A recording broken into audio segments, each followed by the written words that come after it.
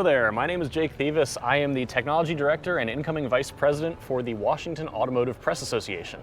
And I'm Michelle Tinson, Senior PR Manager for Hyundai North America.